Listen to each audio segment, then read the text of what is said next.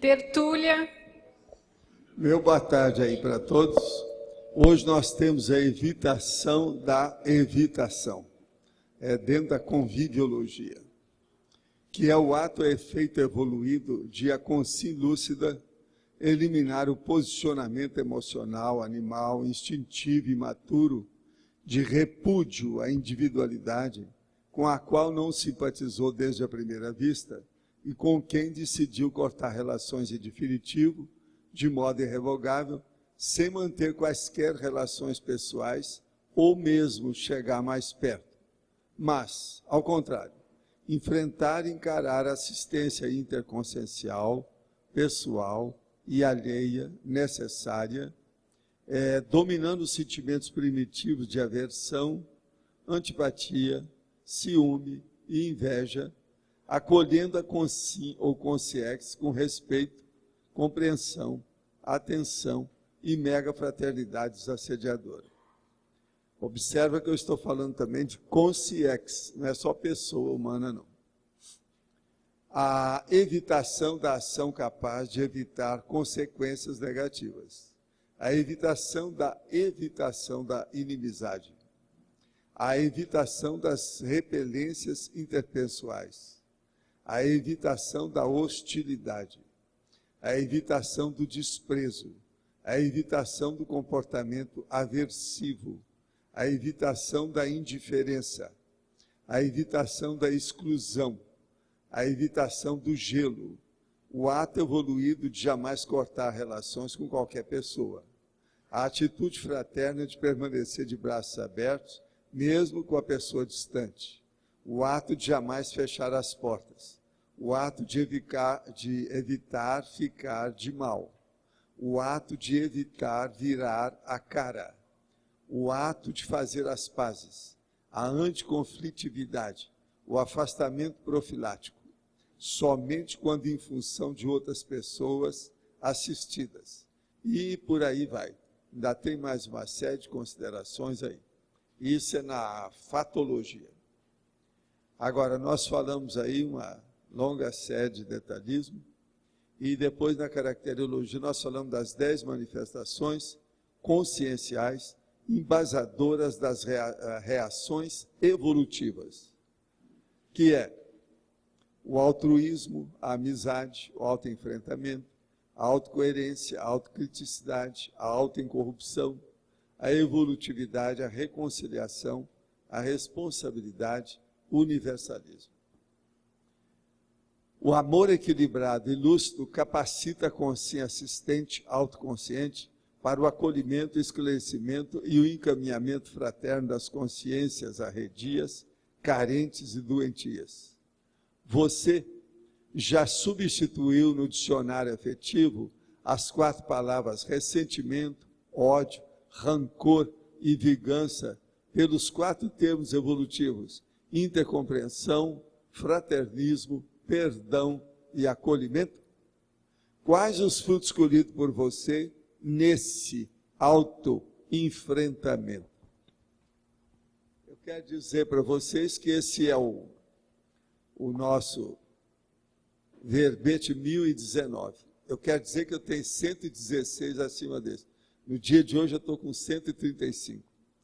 Esse aqui tem 4 páginas, tem 43 logias, e olha, Rosa, ele tem 9 massas, você deve ter achado só 8. Hein? Você achou quanto? Tem 9, tá? Urubucerva bem que vocês vão achar. Urubucerva, o processo de urubucervação. Sabe? Você quer falar alguma coisa? Fala.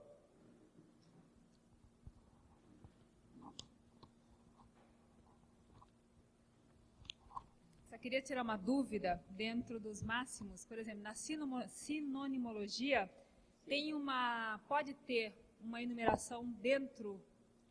Por exemplo, aqui o senhor colocou o item 1, 2, o 3, até Sei o item não, mas 7. essas aí nós não contamos, não. Não conta, né? Conta Existe só como alguma, uma. mas essa a gente não põe como máximo, não. Agora, tem uma aí chata, que está dentro da fatologia, que é a enumeração lá, ó. Rejeição, malquerência, animosidade, hostilidade, repulsa, essa sim. Você observa uma coisa, Mas vocês bobearam. Agora veja, porque essa aí é muita coisa. Quando há certas enumerações que a gente põe, às vezes, dessa corrente, que está dentro da numerologia horizontal, elas têm vírgula. Essa tem vírgula, essa tem vírgula. Então é só um prolongamento, é igualzinho na definologia. Agora, gente, nós temos aqui umas perguntas sobre interassistenciologia. Como devemos agir quando somos abordados por pedintes que pedem dinheiro para comprar comida ou remédios? Um pedinte me abordou e pediu dinheiro para se alimentar. Não dei e depois me senti mal, pois parece que realmente ele está com fome. O que fazer, já que a maioria não usa de parapsiquismo para sondar as pessoas e ver se aquilo é verdade ou mentira? Olha, existe a técnica do paulistano, que é muito antiga, e que eu já usei também lá em São Paulo, que é o seguinte: você pega uma porção de quilo de comida, ou pode ser desde biscoito até arroz, feijão, etc., e coloca no carro. A hora que para, os caras vêm pedir, você não dá dinheiro, você dá 1 quilo de comida para ele.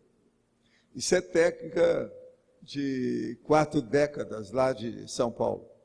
Agora, o melhor que tem é, se você puder, no lugar que você vai, se isso está sempre ocorrendo, o povo te pedir, leva algum dinheiro e dá para eles, que a sua consciência vai ficar melhor. É sempre melhor a gente dar do que deixar de dar. Isso é uma regra. Outra pergunta: o horário que escolhi para fazer a TENEP mostrou-se inapropriado. Posso mudar o mesmo? É lógico. Agora, escuta o seu amparador. Vou viajar no fim do ano. Posso fazer a TENEP onde vou ficar ou teria que ser somente na minha casa? Segue fazendo a TENEP. Te vira. Vê se você conquista as simpatias dos lugares que você passar para a TENEP. Porque senão você vai pegar os assediadores intra e extrafísicos no seu trabalho fora da sua casa. Quem indicou esse site foi o Plínio, terapeuta que está acompanhando o internamento da minha filha. Ela está com 12 anos e começou com bulimia em março, passando depois para anorexia. Esteve internada em hospital clínico mês passado para sair do quadro de desidratação, mas veio piorando muito esse último mês, inclusive no quadro de autopunição, se machucando com faca, tesoura, se arranhando, ficando por vezes transtornada no comportamento, falando com muita raiva, virando todo o quarto do avesso e escrevendo ameaça nas portas do guarda-roupa. Ela sempre foi uma criança muito calma, sensível, interessada nos estudos, uma criança feliz, que vimos mudar bruscamente de comportamento em poucos meses. Preciso muito de sua orientação para o caso. Primeira coisa, tem tóxico nisso? Eu estou quase apostando que tem, mas é bom verificar. Mesmo que fale que não tem, olha que vai ter. Isso aí deve ter alguma coisa de tóxico que levou a menina a ficar alterada, os assediadores pegaram depois. Ela está com assédio. Fala com o Plínio para pôr o arco voltaico nela toda manhã. E olhar bem, ela não deve ficar muito sozinha, essa menina. Deve ter gente sempre, companhia com ela, tá? Agora, o transtorno alimentar pode ser uma coisa muito séria. Precisa examinar isso aí com calma. Como é que ela está no transtorno alimentar? Com essa idade, isso é perigoso. Agora, aqui outra pergunta. Na fatologia nona linha, a ação pessoal da fraternidade, mesmo do contrafluxo do ódio grupal, ético, corporativo, partidário ou coletivo. Poderia exemplificar alguns desses casos de fraternidade em relação ao grupal, corporativo e étnico? Por exemplo, uma pessoa, antigamente, era do PSD. Então, eles brigavam. Nesse lado da rua era tudo PSD, do outro lado era da UDN. E nem se cumprimentavam, na mesma cidade. Às vezes a cidade com 10 mil habitantes. Quer dizer, uma vergonha total. Isso aí é o grupal, corporativo, étnico, etc. Tal. Tem muito disso. Aonde eu já vi que tem mais esses problemas é em New York. Teve uma época, por exemplo, que eu não descia jamais de carro quando a gente passava no Bronx, lá em Manhattan, em New York. Porque era um perigo, qualquer descida, eu ser branco e usar branco. Aquilo era um perigo, eles podiam me atacar lá dentro. É um processo étnico. Eu tive pressão por ser branco, barba branca e roupa branca em New York, até de taxista. Eu já expliquei isso aí. De modo que essas coisas existem. Uma outra coisa que eu quero dizer para vocês. Dia 14 de dezembro, daqui a um mês, nós vamos ter a prova de conscienciologia. Hoje já vai ser passada uma listagem para ver quem é que vai fazer a prova. Aquele que não braçar é mulher do padre, tá certo? Eu quero ver isso aí. Aquele que não assinar o papel que vai ser passado. Quero ver quem é que vai participar dessa prova. A turma está, trabalhando com as perguntas aqui, na pontinha da orelha, para ficar tudo nos trinques de alto nível, e vale a pena pensar nisso, tá certo? Dia 14, daqui um mês, eles vão passar. Que hora que vocês vão passar com esse papel? Já é bom já começar. Faz favor. Agora, gente, eu quero falar uma coisa para os... Pode falar. Eu só queria lembrar, então, a todos que faltam, então, 30 dias para a prova, né? Lembrar que a Editar está programando para o dia 23 agora de novembro, em conjunto com o lançamento da Uniescom, a disponibilização do DVD com os 1000 verbetes. Então isso aí é o máximo para todo mundo. Deve estar disponibilizado agora no dia 23. Escuta, com o DVD a pessoa pode ver pelo Find a palavra que ela quiser. Vai ter uma série de recursos, especiais. Do dia 23 até o dia 14 a pessoa pode estudar. Exato. O preço programado é de R$ 75,00, segundo o Max me informou. O que vocês estão rindo? São 3 semanas. O que vocês estão rindo? Não estou entendendo. Gente, é só lembrar. Vocês já estudaram tudo, você sabe tudo, é só lembrar. É o máximo. Enquanto isso, o povo pode ir estudando no site das tertúlias, tem uma grande parte dos verbetes estão lá, né? As pessoas não ficarem ansiosas, a gente já conversa com um com o outro, já levanta assim uma ansiedade. Não ficarem só, a gente vai tentar bolar, como o professor Valdo falou, uma prova que seja a mais geral possível e menos específica. O negócio é medir o conhecimento geral, não vamos ficar pedindo detalhe, porque não é por aí. Agora, puxa a orelha de todo mundo. Processo de reflexão. Aqui a prova vai ser daqui, quer dizer, de puxar a orelha. Tá certo? Agora, gente, eu agora desejo falar uma coisa, não é para vocês não. Nós estamos online? Estamos? Eu quero falar para os teletertulianos. Olha aí, você aí, meu amigo, você aí, minha amiga, em qualquer lugar que você está, que está me ouvindo. Você quer vir a Foz? Tem um jeito. Hoje nós estamos querendo oferecer, são 8 bônus ao todo, não é isso? São 4, mas que pode vir um monte de pessoas. Então, Cris, pega ali e explica tudo, por favor. Estamos dando um bônus de viagem para a pessoa vir a Foz. Isso não é todo dia. É só até o dia 15 de dezembro, hein? É antes do Natal. A pessoa pode vir aqui, depois ela volta para encontrar com a família, ver o Papai Noel, comer o doce que está pendurado no galho da árvore, etc. Não, é assim, existe uma promoção da TAM Viagens com cartão Mastercard. Então, dependendo do número de compras que a pessoa faz no seu cartão, ela entra num sistema de pontuação e ela ganha um voucher. Esse voucher dá direito a um pacote de qualquer destino do Brasil, qualquer cidade, para qualquer outra cidade. Então, no caso aqui, o destino é Foz do Iguaçu, né? A origem, aí pode ser qualquer cidade. E aí duas pessoas... Pode vir do Amazonas? De Manaus, tem lugares assim. Aí, qual que é a proposta dessa promoção? 2 pessoas viajam pelo preço de uma, tá? Tanto é que a chamada deles é viagem 2 e pague 1. Eu tenho 4 vouchers sobrando, e esses vouchers precisam ser resgatados até o dia 30 de novembro, tá? Então, eu estou disponibilizando esses 4 vouchers para quem quiser utilizar. Na verdade, assim, a pessoa ela vai ter que pagar, mas vai pagar bem mais barato, porque ela vai dividir o preço, né, do pacote como um todo com mais uma pessoa. Então, sai mais ou menos 50% do valor para cada pessoa. Tá? O pacote é viagem, hospedagem e volta. O pacote consiste em viagem aérea pela TAM, é evidente, né, pela companhia aérea TAM, e hospedagem. Tá? Aí, a quantidade de pernoites aqui em Foz, a pessoa vai decidir. Tá? E os hotéis também têm algumas opções. Agora, o que acontece? Como a gente precisa resgatar esses vouchers até o dia 30 de novembro, eu tive pensando, o que você acha, professor Valdo? Das pessoas que tiverem... 15 de novembro é quando eu preciso resgatar esses vouchers. 15 de novembro, tá? É quando eu preciso resgatar os vouchers. 30 de novembro, desculpe. 30 de novembro é quando eu preciso resgatar Oswaldo. E 15 de dezembro é quando é a data limite para a pessoa voltar para a cidade dela. Tá? Então, se a pessoa vier para Foz, ela tem que voltar para a cidade dela até o dia 15. Dá para vir fazer a prova e voltar para a sua cidade. Vai ajudar a turma para fazer a prova. Dá para assistir Aqueles o lançamento que estão chorando, chupando o tertuliário, dedo. e tudo mais. Tá? Então, Chupadores de dedo, atentem bem para esse aviso. Então, qual que é uma proposta aqui, professor Valdo? Que eu vou disponibilizar o meu e-mail, e aí as pessoas que estiverem interessadas, elas podem mandar um e-mail para o meu e-mail, que é cristina.aracaque, A-R-A-K de que bom A, K de que bom I, arroba gmail.com. Tá? Então, cristina.aracaque@gmail.com. E aí, qual que seria um prazo para as pessoas interessadas mandarem um e-mail para mim? Até esse domingo agora? Você acha que tá bom? Tá. Vocês estão ouvindo, né, o teletertulianos? Tá.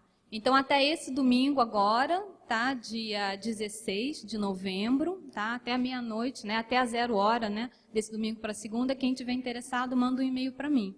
Que aí eu já vou fazer o resgate dos vouchers e aí já encaminho vocês para vocês tratarem com a companhia, com a agência de viagem de vocês ou aqui em Foz mesmo, tá bom? Então, qualquer outra informação que vocês tiverem, meu e-mail está disponível, tá? E se tiver muita gente, mais do que o número de vouchers, aí a gente estabelece um critério de, sei lá, de sorteio, né? Aí a gente vem aqui, deixa tudo bem claro, transparente, de como é que está sendo... Bem democrático. Como é que está sendo a escolha. Tá joia? É isso aí. Estou me sentindo dirigindo um programa de televisão. Qualquer dia eu vou soltar. Quem quer banana? Tá? Eu vou jogar banana em vocês aí, porque estou parecendo um chacrinha. Agora, gente, outra pergunta. Como diferenciar a omissão superavitária da evitação da evitação? Omissão superavitária é quando a pessoa evita alguma coisa que é negativa. Agora, a evitação da evitação é quando a pessoa procura ser positiva numa atitude maior, mais evoluída. Então, é muito diferente uma coisa da outra.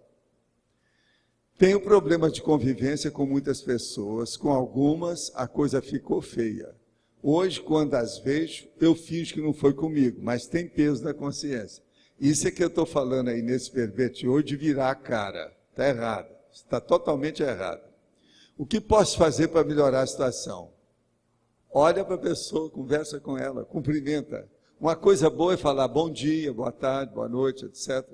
E ver como é que estão as coisas. Agora, virou a cara, tem um assédio no meio, bem claro, óbvio.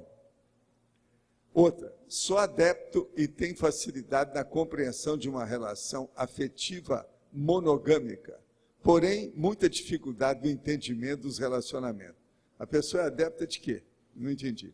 Dos relacionamentos abertos, onde o casal permite tranquilamente experiência fora do relacionamento. Sei.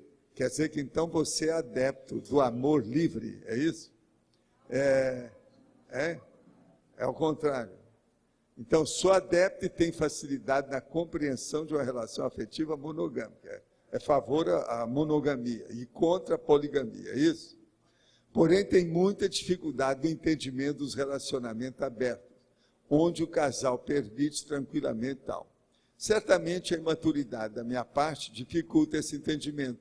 Olha, eu não acho que é imaturidade, não. Eu acho que é uma maturidade. Você está agindo corretamente. As pessoas, querendo ou não, têm que ser monogâmicas. Quem é poligâmico é bicho. Porém, os adeptos de relacionamento aberto sofrem de alguma patologia afetiva? Obviamente. Por quê? Eles não têm constância, eles não têm segurança, não têm satisfação afetiva sexual, está na cara. Uma pessoa que fica aí na prostituição o tempo todo é porque não tem. Não há uma noção de sexo somática, de modo algum. Você tem alguma recomendação para eu trabalhar essa compreensão? Sim. Mostre o exemplo da sua monogamia, como você vem fazendo, e mostre aquelas pessoas que você conhece, que estão dentro do... tem vários nomes para isso, não é isso? Que estão dentro desse processo poligâmico, que isso está errado. além de ter uma série de condições difíceis. Uma delas é DST, outra chama-se AIDS e assédio, heteroassédio. A coisa mais comum que tem de heteroassédio são as uniões poligâmicas de tudo quanto é tipo. É o caminho do heteroassédio. Isso aí é desde a antiguidade, não tem jeito. Gente, uma coisa muito engraçada é o seguinte, a poligamia, ela é totalmente errada. As pessoas só têm um órgão sexual. A poligamia é para a pessoa ter mais. Todo mundo só tem um órgão. Isso mostra que a monogamia, que é a base de tudo. Tudo que a gente vai contra a biologia humana dá problema. De modo que devagar com isso. Não adianta vir falar com aquele meu professor que falava aquele negócio que eu já falei para vocês. Que ele falou que a biologia estava errada. Que todo homem devia ter uma série de pênis igual um cinto cheio de pênis de pendurado na barriga. Para funcionar conforme a hora um, conforme a hora outro. Quer dizer, ele então, tinha uma tendência poligâmica. Ele era professor de uma cadeira de medicina. Mas gostava de falar isso para a turma, né? Os acadêmicos, etc. Tal, aquilo impressionava. Tal.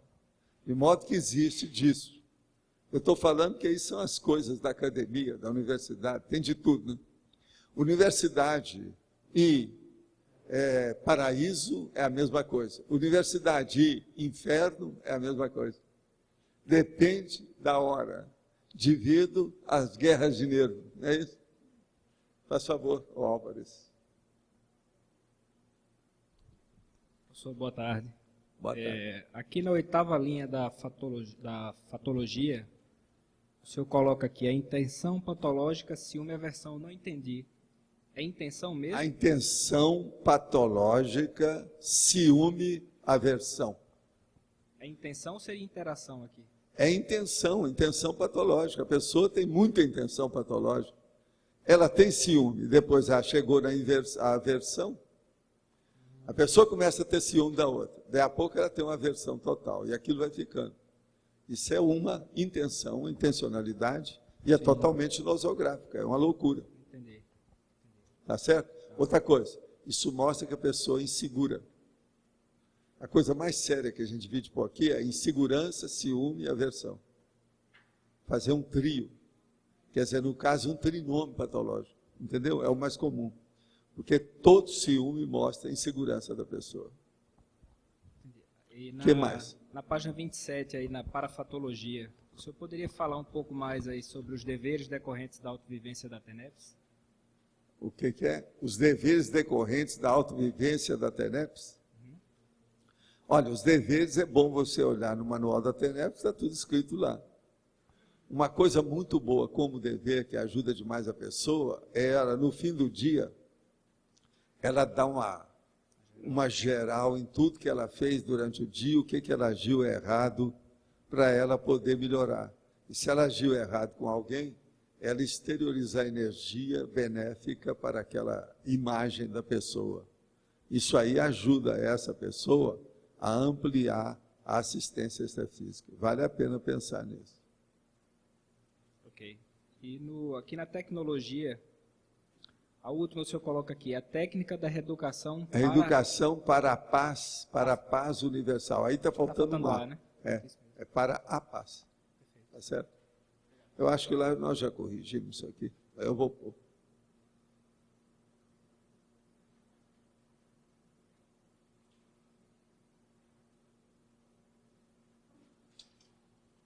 Mas então todo mundo já está sabendo da evitação, não é isso? Eu acho que está todo mundo sabendo o que se passa. Como é que é?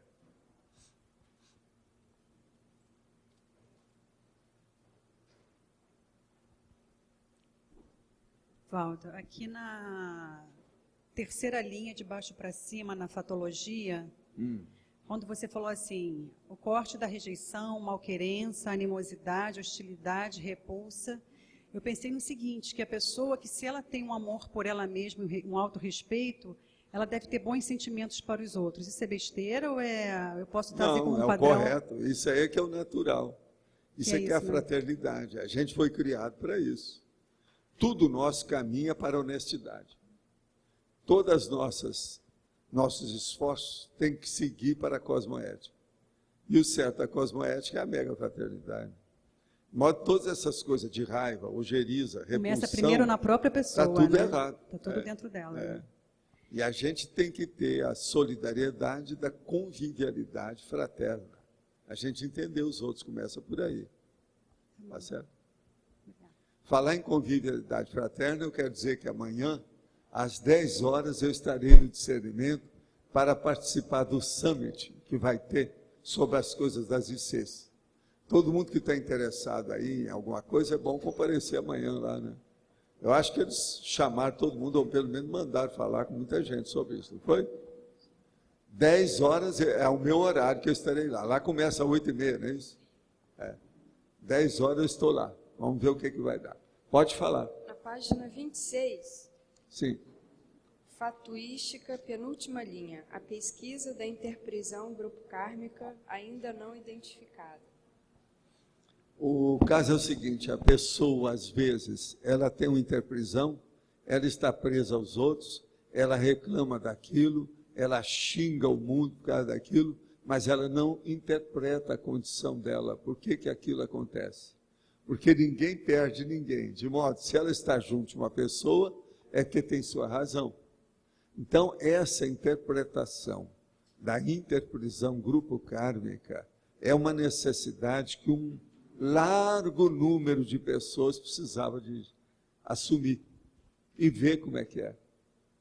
Uma outra coisa, se uma pessoa nunca estudou interprisão grupo kármica, é bem possível que ela tenha alguma, mesmo que seja mais superficial, e que ela não sabe. A gente tem que estudar isso. Agora, a gente vê a interprisão grupo kármica através de um convívio constrangedor. Se tem alguém que você é obrigado a conviver com essa pessoa, e esse convívio, essa presença constrange você, mostra que tem uma maneira fácil de avaliar a interpretação do cara. Tá certo? Você está entendendo? Mas então, Dom Arlindo.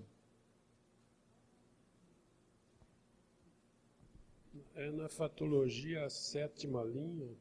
Sim. O afastamento profilático. Profilático somente quando em função de outras pessoas assistidas.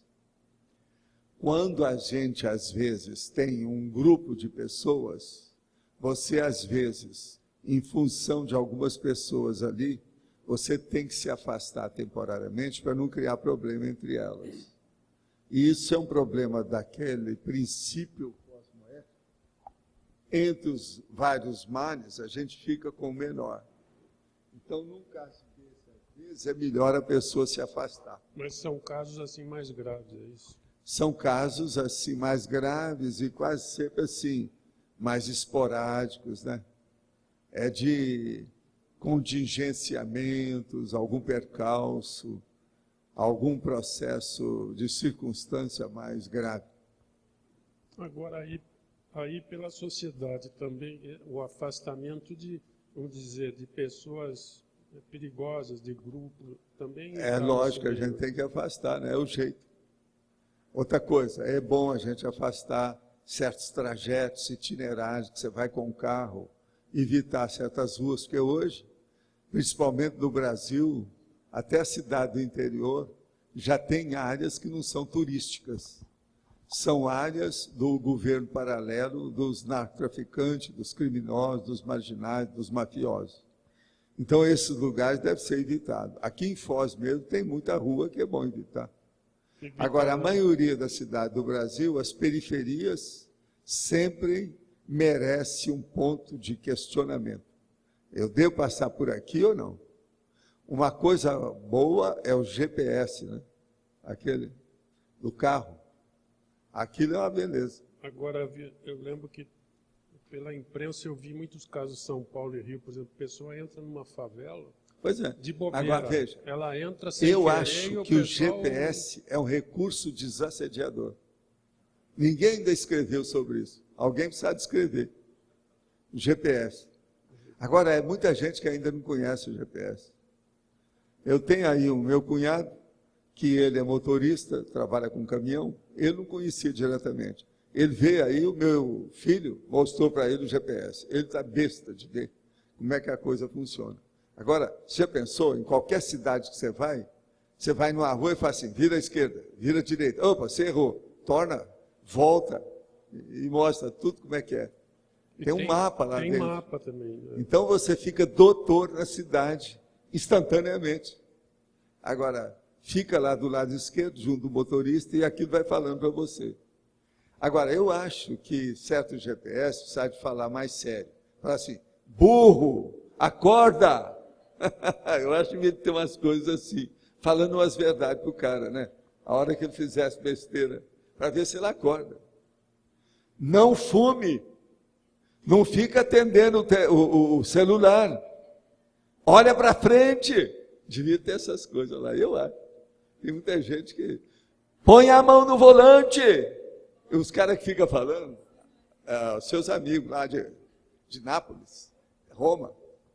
Então tira a mão e o carro está indo lá sem a mão dele. De Nápoles, mas... E está o copiloto ali tremendo lá. Os do Sul e outra é que coisa, foi... com freio mental. Vocês sabem o que é freio mental, né? A pior coisa que tem que é o freio? cara que fica com freio mental, porque esse tem infarto do miocárdio. O que é Freio mental é aquilo que a pessoa está quietinha aí, só olhando o que é que o cara está aí. Dirigindo. No Brasil é aqui, ó. O motorista está aqui, ele está aqui. No Brasil. Na Inglaterra, ao contrário. Mas aqui ele está assim. Então, aí vem uma coisa lá e o cara tira um fio, ele... Então ele fica freando o tempo todo. Ele chama freio mental. Freio mental, já teve amigos meus que eu tive que atender, que falaram assim, ó, vai te dar um infarto. Sua pressão está subindo quando você sai do carro, etc. Isso é um perigo. Eu já vi isso aí. Então, veja, tem gente que não dá para ser copiloto. Entende? É perigoso, devido ao freio mental. Vocês estão tentando o que é? Vocês já ouviram falar nisso, né? Freio mental? Pois é. Vamos trabalhar esse negócio, isso é muito sério. Agora, aqui no caso, essa esquina que houve vários problemas. Eu, quando chego ali, eu já vou pela esquerda de longe, já preparado. Se tiver grupo de gente, eu volto longe já, né? Porque é uma prevenção. É sempre bom, mas na vida hoje está tudo assim. Agora, né? isso eu faço... As coisas piores que tem na vida é a parte urbana com happenings. A hora que você chega, está aquele monte de gente assim, ó, cuidado com isso, é o happening. Eu vejo vários caras... Quase sempre os happenings são trágicos. Esses happenings de rua. Agora, esse afastamento profilático, também, essas pessoas, por exemplo, que são afastadas das ICs, é isso também. Às vezes, né? Às vezes. Tem pessoa que às vezes se afasta porque ela não se dá bem com alguém lá dentro. Não, quando são afastados. Ciúme, emulação, competição, concorrência. Eu digo quando são afastadas. Né? Não, quando elas são afastadas é outra coisa. Né? Mas aí entra... Que é mais raro, né? Mas às vezes é necessário. Caso, é dos males o menor. Antes que aconteça uma tragédia, a gente pede para a pessoa para se retirar. Dos males o menor. Às vezes tem disso. Agora aqui, só para entender, a numerologia... Sim. Você pôs tudo... Quer dizer, a atração, a simpatia, a afinidade, a afeição, a cuidade, o carinho, o interesse. São as coisas que a gente precisa. É o que eu desejaria que todo mundo aí tivesse. Agora, tudo isso é positivo, tá certo? Interesse aí não é interesse secundário, não. Hein? A enumeração ela está bastante boa. Sempre não, tá, essa aí não, você estuda. Porque ela pega não, bem. Enumeração, Arlindo, é um texto controvertível, né? Sempre. Que ele é problemático. Tem muita coisa que você pode tirar um termo, colocar outro no lugar. É sempre controvertido. Mas eu estou trabalhando com todas as numerologias que a nave Capitânia fez. Essa noite mesmo eu fiz mais alguns. A maioria que ela fez, eu estou de acordo. Alguns eu mudo, outro conceito, etc. A Tânia é especialista já em A Tânia é especialista. Agora, você vai falar com ela, você tira o chapéu primeiro. Tá certo? Ela é a nave Mas capitã. Essa aqui Ela eu que nos gostei dirige. porque ela vai direto ao assunto aqui. Vai. E tem uma palavrinha só, né? Ela marca bem. Pois é, isso aí é para fazer pensar. Mas então, Aqui em tecnologia, pois não. na página 27, Sim. no final da segunda linha, a técnica da desassedialidade direta. O que é desassedialidade direta? direta é a hora que você mexe no arco voltaico, fala com a pessoa, põe energia em cima dela, entende? Dá um copo d'água para ela, isso é desassedialidade direta. E fala tudo, expõe tudo, mostra tudo. Porque tem muita desassedialidade que não é feita assim. Agora, ali, você quase sempre, você joga energia, vem um aparador e leva o assediador. O que você não está entendendo? É diferenciar mais a direta da desassedialidade. Uma desassedialidade, por exemplo, também, que é direta, é da própria pessoa consigo mesma. Como é que é, ó, Flávia? Como é que é a sua técnica? Você não quer falar? Pega o microfone e fala. Ela está estudando isso esses dias, hoje mesmo ela está me falando. Estou passando um pente fino na minha manifestação, estou vendo, estou identificando assédios e conexões que eu faço de trafares meus, que eu evoco consciências doentes para o meu lado. Aí estou fazendo uma leitura e um estudo sobre isso, para poder parar com essa manifestação através da autoconscienciometria, né? E poder me libertar desse processo, dessas evocações. É um autodesassédio que eu estou tentando fazer. Isso é direto? Esse também é direto, é ela que está fazendo por si. Você pode fazer o direto para você e pode fazer o direto para outro, que é o heterodesassédio. Agora, tudo pode ser direto. Agora, o autodesassédio direto é mais ou menos isso que ela está fazendo. Uma coisa muito boa é a reflexão, é o estado vibracional, é a exteriorização de energias, é o caminho, assistência. TENEPS. Sempre ajuda, né? Tá certo? Então, Rosa. Professor, página 26, Fatologia, 7ª linha, anticonflitividade. A anticonflitividade, sim. Professor, eu queria assim, eu sou uma pessoa anticonflitiva, evito o máximo conflitos. Mas eu queria uma técnica que eu não fosse tão poliana. Eu converso, a minha técnica é o seguinte, eu não bato de frente com a pessoa, mas eu analiso aquela situação e converso com a pessoa de uma outra maneira. Seria bom o Antônio te dar umas lições, que ele é doutor nesse assunto. Vocês não acham que o Antônio aí é um especialista? E ele não é poliana, não. Eu vivo brincando com ele, mas olha, o Antônio é bom. Ele pondera, ele harmoniza, isso é que é importante.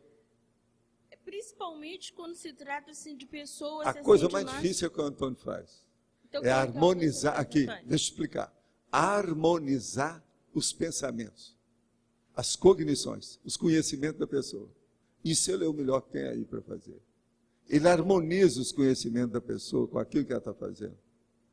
Por exemplo, eu ainda não vi ninguém que chegasse e desse um tapa na cara nele, com todas as observações e objurgações técnicas que ele faz dos textos das pessoas.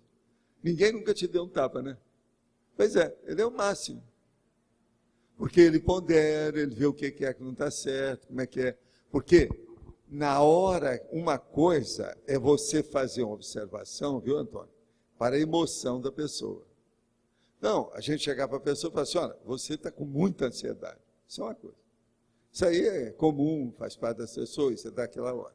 Agora, outra coisa é você chegar para ela e falar assim, olha, aqui seria bom você mudar, porque o texto que você escreveu está confuso. Não está dando, está incoerente. E é isso que ele faz. Esse é o mais difícil que tem.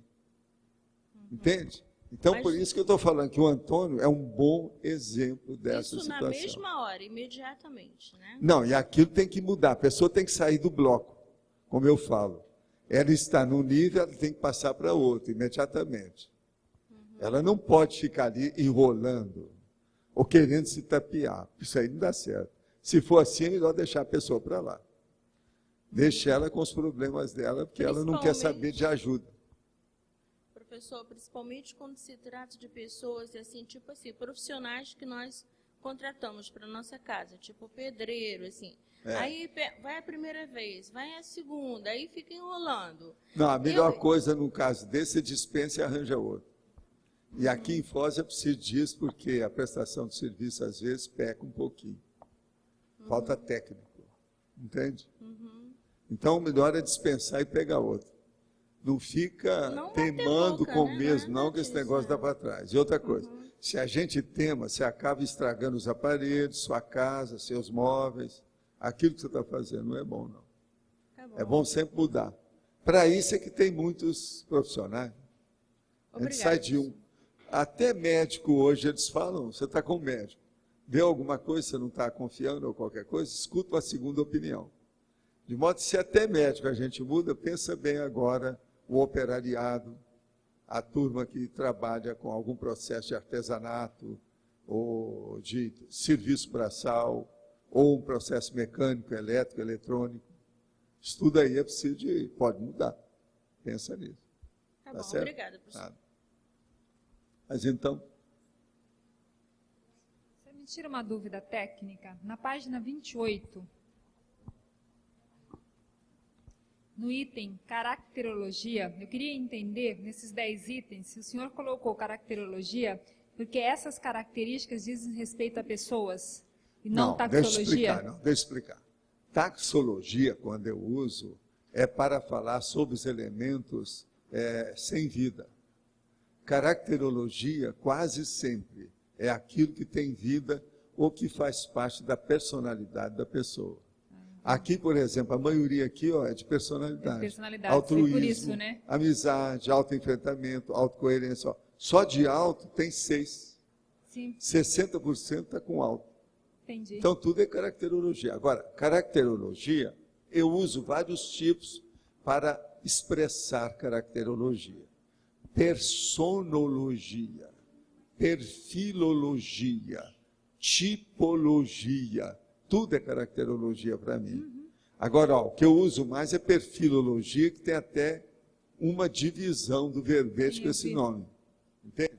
Mas isso faz parte do serviço. Agora, o outro que eu uso muito é hominologia, mas aí já baseado na especificação conscienciométrica do latim para a personalidade. Entendi. Então, a gente especifica a pessoa em latim, aquilo que é o melhor, aí, no caso, está mais adequado. Você entendeu? A caracterologia? A caracterologia, aí, no caso, vem de caráter, ou de pessoas, do caracteres, dos caracteres, que é a pessoa e os atributos da pessoa. Tudo é caráter e caractere. Está entendendo? Obrigada.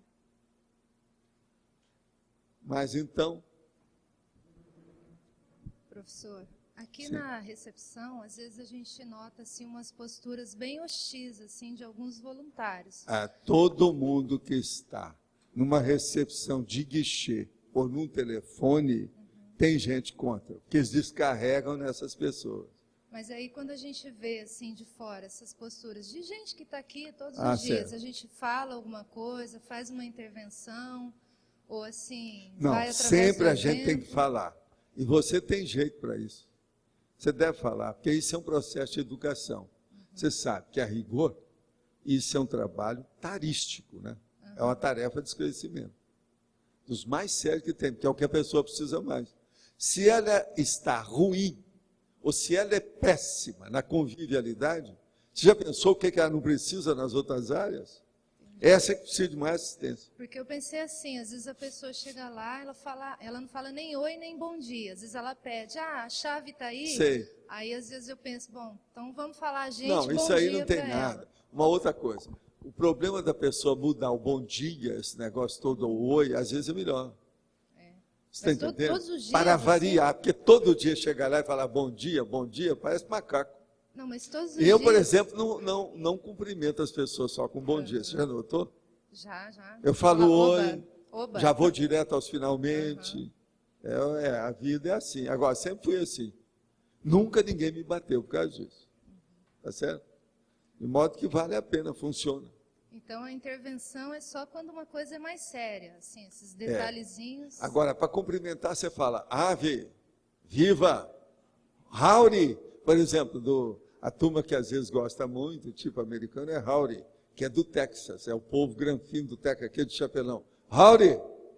É a coisa mais avançada que tem de cumprimento. Agora, uma coisa boa é assim, uma banana para você, é um bom cumprimento também, conforme o dia, conforme a hora, conforme a pessoa. Tchau. Tchau em italiano. Tchau. Mas nada de buongiorno, né? Tá entendendo? Então, isso aí, às vezes, a gente tem que entender o cumprimento. Oi é de criança, né? Oi. E a meninada aí gosta. Oi, oi, oi. É o jeito. Agora, ó, eu gosto, às vezes, por causa da minha idade, eu gosto de poupar meu laringo chakra. Então, às vezes, só faço isso. Outra hora, assim. Agora, ó, o político de alto nível faz assim. Tem que ter panca, tá certo? Isso aí é o Fontinelli que faz assim. Fontinelli. Então, tá bom. Tá certo? Mas então, Ariel.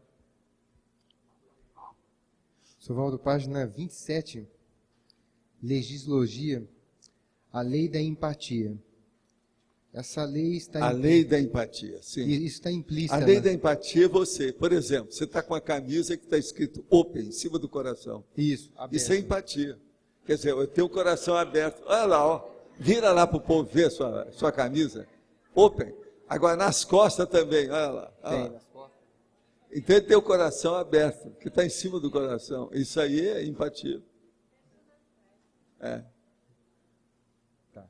Mas, por exemplo, extrafisicamente existe uma lei que envolve o processo da empatia, o processo existe tudo, que é o problema do convívio. Você tem um convívio milenar comigo, por isso nós dois nos damos bem.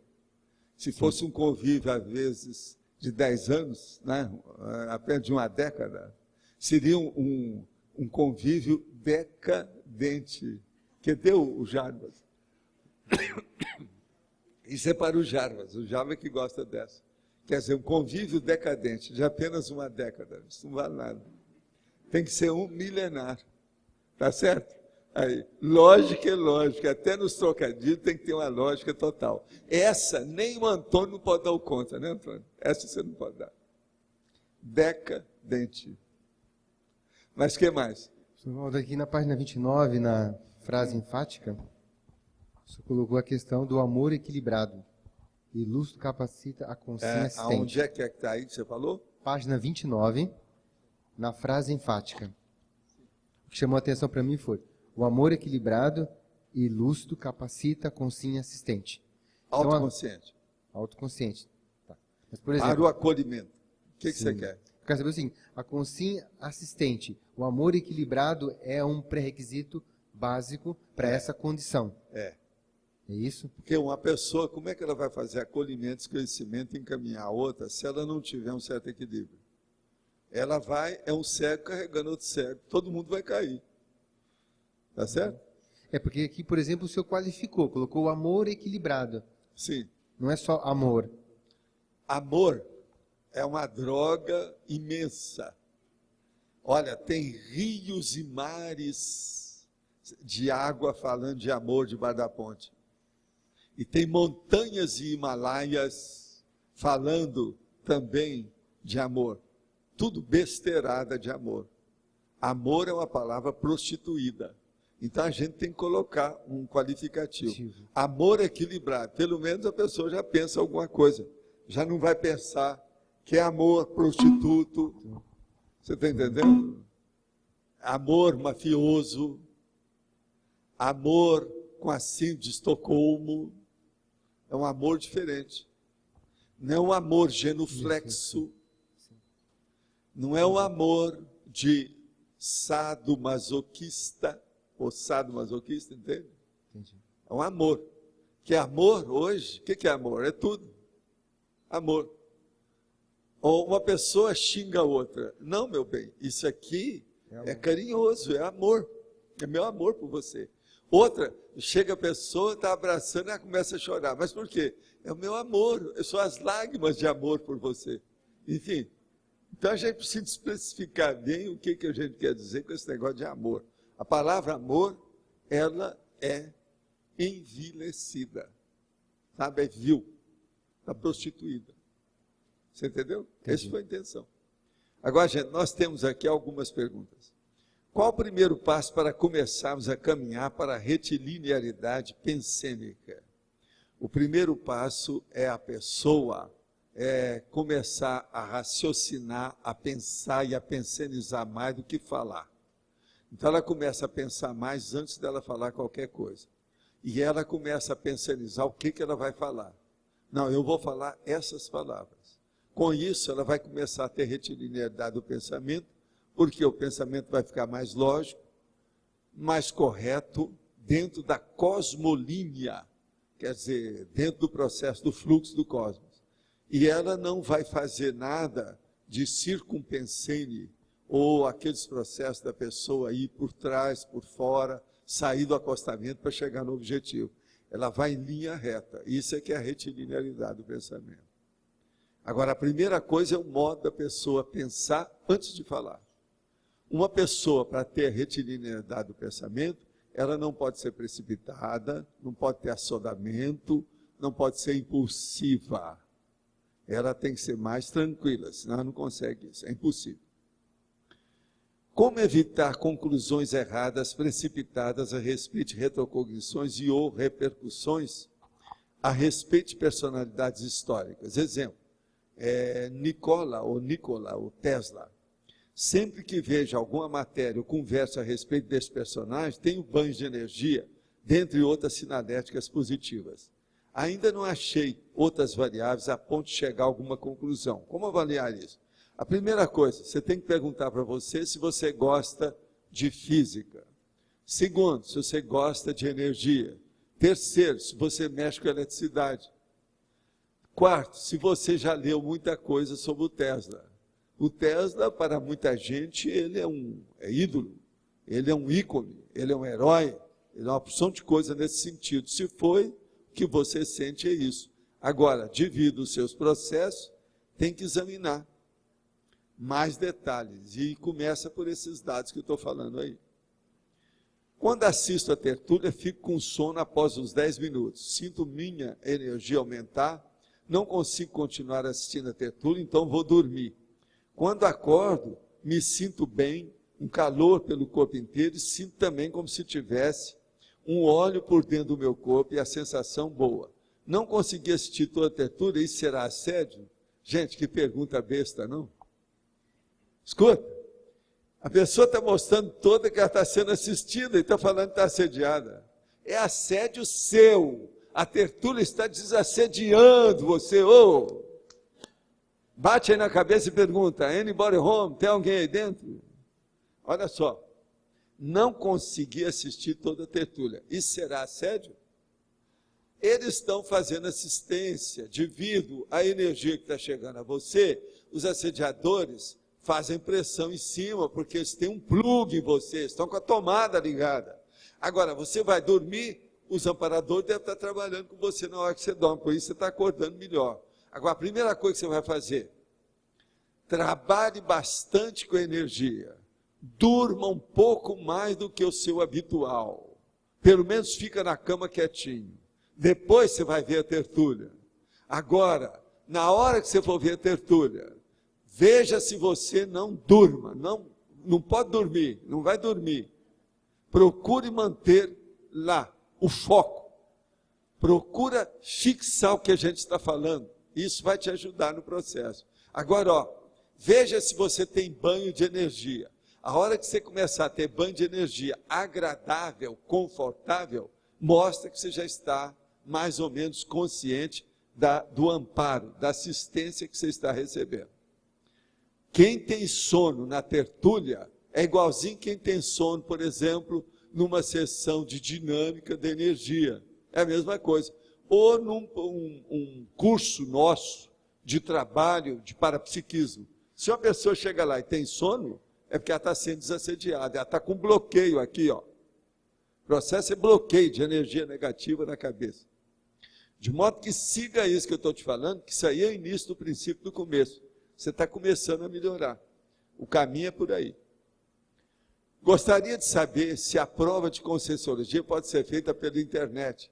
Os teletertulianos vão ter acesso ao evento? Está aqui, ó. Antônio, é bom você chegar e você mesmo responder. O Antônio é um dos professores titulares do assunto. Por favor. Isso vai ser bom.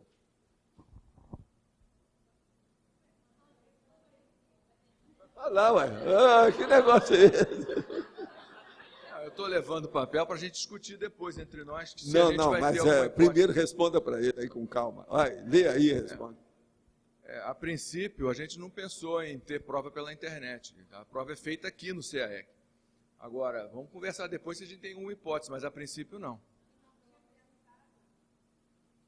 Em fazer uma prova em janeiro, que aí seria só online, não seria, lembra? Mas é uma hipótese, ainda não tem nada confirmado. A turma falou em janeiro, eu também ouvi essa conversa. Não, fica com isso, é para você. É bom você saber. Isso aí é importante.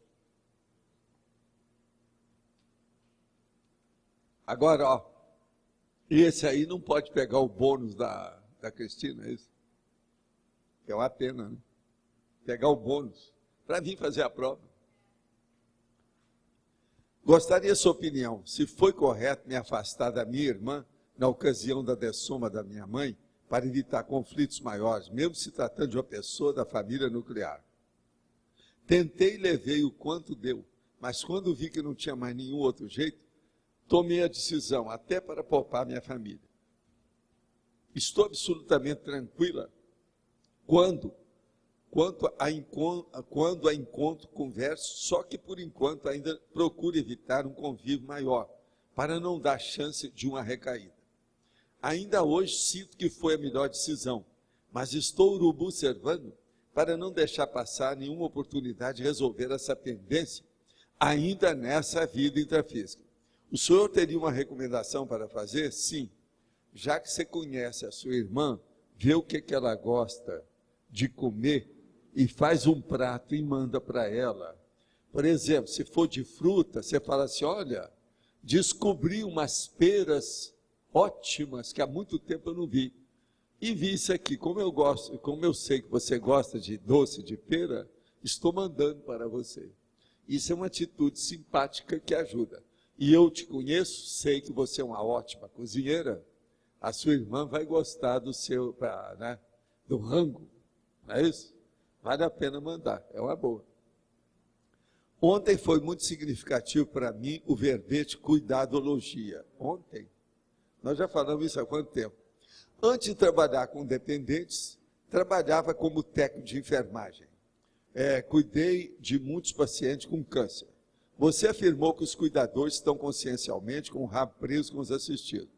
Há quase 20 anos tive uma projeção lúcida e os amparadores me mostraram que eu era enfermeiro de umbral, quer dizer, da baratosfera. Por isso, minha facilidade em lidar com essas consciências. Como maximizar minha assistência em um nível mais esclarecedor agora, ou continuar como assistente da baratosfera? Um abraço fraterno. Escuta, eu já te falei que nós somos colegas, eu também era. Eu sou especialista na baratosfera. Agora, o que se passa? Você trabalhou comigo. Você é da mesma turma do tal mal, etc. tal. E por isso que eu comecei fazendo assistência, entrega de coisas desde os 5 anos de idade. Então, isso faz parte do serviço. Outra coisa, foi por isso também que eu fiz a minha clínica médica gratuita durante muitos anos. E assistia todo mundo para fazer até a triagem dos pacientes que chegavam.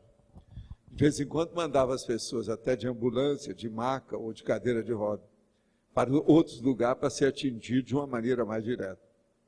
De modo que, seu caso é esse. Agora, ó, você, há quantos anos você está trabalhando, que eu sei, tem acompanhado seu serviço, o problema é ir por aí.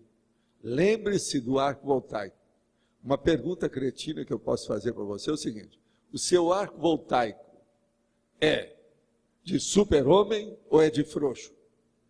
Isso é uma boa você responder para você. Nessa altura dos acontecimentos, eu acho que você já é super-homem dentro do assunto. Já não é mais mole, nem frágil, nem débil. De modo que é por aí. Outra pergunta. Gostaria de saber se todo sentimento de repúdio, antipatia ou aversão está sempre relacionado à inveja ou ao ciúme. Não. Tem coisa que é o ódio mesmo, franco, total, que a pessoa está contra a pessoa de uma maneira total. Veja só o que acontece até em certas etnias que tem a pena de morte, que tem a pena de talião, que tem uma série de coisas. E então, não é só de uma pessoa, às vezes é de um grupo, é de uma etnia inteira, é de um povo inteiro. Essas coisas todas existem. Se sim, quais são os principais trafares relacionados a essa postura? Os principais trafares relacionados ao problema de repúdio, além da inveja e do ciúme, são todos aqueles trafares gerais que existem na natureza humana. Que a gente, se for relacionar, nós vamos ficar o resto do dia falando aqui o que é, né? Que é muita coisa que tem. Relacionar trafar é fazer uma nova enciclopédia, não é isso? De modo que tudo isso é que leva a pessoa a ter repúdio. Mas não é só inveja ou ciúme, não. Esses é que são muito comuns e que a gente pode falar sem ofender. Porque tem outros que a gente for falar, vai ofender. Não é isso? Não dá certo. Por favor. Professor Waldo, que eu já recebi 3 e-mails até agora sobre até a questão agora, das viagens. Tem gente que está querendo vir ver vocês, hein? Eu só queria, então, esclarecer Olha só, o que as pessoas estão pedindo. Vocês estão querendo vir ver o Antônio ou se é outras pessoas por aí que eu não vou nomear? Deve ser alguma coisa nesse sentido. Então, que as pessoas estão pedindo informações, eu acho que não ficou claro da primeira vez o seguinte, para que esse voucher, né, esse bônus possa ser usufruído, os benefícios dele, há de se ter 2 pessoas de uma mesma cidade que vão sair na mesma data, vão vir para cá, vão ficar a mesma quantidade de dias aqui e vão voltar para as suas cidades, né? Porque as 2 pessoas têm que viajar juntas. Pode ser tá? 2 companheiros ou pode ser uma dupla. Pode ser uma dupla, pode ser 2 amigos. Pode ser a mãe e o filho. Isso. Certo? Tá certo? Então, acho que isso não ficou claro da primeira vez que a gente explicou. Então, para que seja o benefício seja usufruído, é importante que as pessoas saiam, 2 pessoas saiam da mesma cidade juntas, fiquem aqui, né, ao mesmo tempo, hospedados ao mesmo tempo, e retornem juntas, porque é um pacote que vale para 2 pessoas. Só isso que eu queria Até esclarecer. amanhã você vai ter 80 e-mails. Não, acho que não. Na verdade, são 4 pacotes, então, se são 4 pacotes, até 8 pessoas podem vir, tá? Um pacote dá para 2 pessoas, tá certo? Ok? Obrigada. Qualquer coisa, entra em contato com ela, ela explicita mais o assunto, entra em mais detalhes, até esclarear. Ela, na condição de representante da TAM, mas está tudo certo. Valdo, é sobre um item do Homo sapiens reurbanizatus. Tem um item onde você fala do resgate extrafísico e você fala que ele é feito através da técnica do heteroencapsulamento. Você poderia explicar a diferença do autoencapsulamento e do heteroencapsulamento? Heteroencapsulamento é feito por outra pessoa, que não é a própria pessoa. Auto é a própria pessoa que fez. Hétero quer dizer de fora para dentro. Sim, mas centrípeto. Mas como funciona essa técnica na prática do heteroencapsulamento? Você joga energia na pessoa. Se você domina bem, você tem que dominar a psicosfera dela. Dominar totalmente. Agora, a intenção tem que ser boa. Porque você fizer isso negativamente, tudo quanto é assediador que tem lá, vem em cima de você. Para tirar, entende? Que é desaforo para eles. Eles vão querer limpar isso aí. Modo que a intenção tem que ser boa. Quase sempre é do jeito que você faz, por exemplo, para colocar um salva-vida na pessoa, um salvaguarda. Alguma coisa, uma atadura, você vai ajudá-la. O encapsulamento é isso que a gente faz. E a técnica do autoencapsulamento, como é que ela é feita? A técnica? Do autoencapsulamento. A pessoa querer, ela se encapsula, ela pensa do jeito que a gente faz o estado vibracional. Agora, não é fácil nada disso, não. A pessoa tem que dominar bem o estado vibracional, processo do, entende? O crânio chakral, tudo isso. Mas, em teses, então, ela é através do EV. A pessoa faz EV e... EV é a base de tudo. Tudo que a gente mexe com energia. Começa por aí. Tá certo? Obrigada. Mas então, o que mais quer que vocês tenham aí sobre a situação da evitação? Uma das coisas mais sérias que tem aqui nesse verbete é o número 08 da caracterologia, que eu falo reconciliação. A recuperação inteligente das companhias evolutivas. Isso aí eu considero importantíssimo, é um dos pontos mais altos que tem aqui, para que a pessoa possa cumprir a PROEX dela corretamente. Você quer falar? Na página 27, Sim. Interaciologia. A interação, sentimento, emoção. Sim. Sentimento é aquilo que nós chamamos, que é uma emoção elevada, mais avançada, mais evoluída. Emoção é apenas o instinto da pessoa se manifestando através das atitudes dela. Agora, o sentimento não. Ele exige ponderação, reflexão, profundidade de análise. Às vezes, para você ter um sentimento elevado, você precisa fazer até a hermenêutica ou a exegética de alguma coisa para você entender aquilo. Então, você tem que interpretar melhor as reações das pessoas, a vida humana, os objetos, os fatos, os fenômenos, os contingenciamentos da Carla, essas coisas todas. Tem que entender isso aí, senão não dá certo. Mas é que eu não entendi bem, assim, aqui como interação. É uma interação, porque o sentimento, ele vai de uma tal maneira que, no fim, a pessoa domina as emoções dela. É o domínio das emoções através do sentimento elevado. Por isso que é uma interação. Agora, se a pessoa começar pela emoção, ela ainda está engatinhando. Agora, se ela tem sentimento e vê aquela emoção, às vezes, alguma coisa, ela domina. Então, por exemplo, uma pessoa que tem sentimentos elevados, ela tem euforia cosmoética. Uma pessoa que tem emoção, tudo quanto é jeito, ela tem euforia, quase sempre, anticosmoética. Muda tudo. Você olha bem a diferença de uma coisa com outra. Pensa bem. Euforia, cosmoética e anticosmoética. E o processo do sentimento e da emoção. Pergunta, qual a diferença entre ricochete e ressaca energética? Ricochete é quando a pessoa recebe um revertério. Ela manda alguma coisa negativa para lá, por exemplo, e ela recebe um retorno negativo em torno dela. Agora, existe ricochete, mas a gente não usa quase sempre isso, não. A gente fala que existe retornos que são positivos. Isso é outra coisa. Agora, ricochete, geralmente, nós queremos falar da parte negativa. Agora, ressaca energética é quando a pessoa, ela recebeu alguma carga de energia, não desassimilou aquilo que está patológico e ela fica com ressaca, sentindo o prolongamento daquela insatisfação ou aquele desconforto depois que já passou o tempo. Então, é uma ressaca energética real. Outra pergunta. Numa assistência consciente, como lidar com a revolta das consciências que estão com a consciência assistida? A gente lida amando.